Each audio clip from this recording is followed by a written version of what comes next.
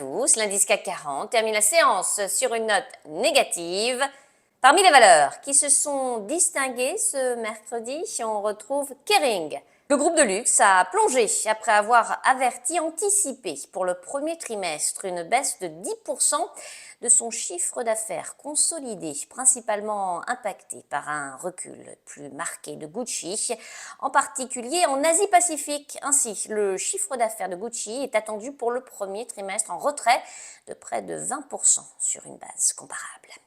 Le reste de l'actualité, Bureau Veritas, un leader mondial des essais, de l'inspection et de la certification, a bondi après avoir dévoilé lors d'une journée investisseur sa nouvelle stratégie LEAP I28 à horizon 2028 et ses ambitions financières.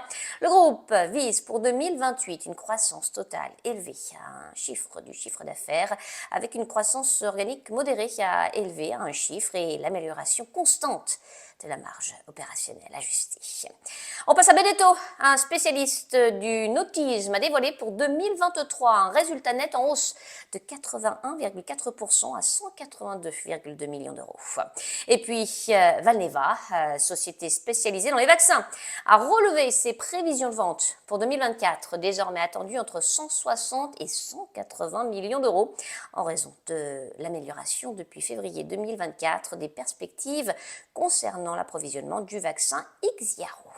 Enfin, Virbac, le laboratoire vétérinaire, vise pour 2024, à taux de change et périmètre constant, un EBIT ajusté sur chiffre d'affaires autour de 15% et une croissance du chiffre d'affaires estimée à ce stade entre 4 et 6%. À New York, c'est Monica Guzzi pour Trading Central. Je vous souhaite une très belle fin de journée à tous. À demain.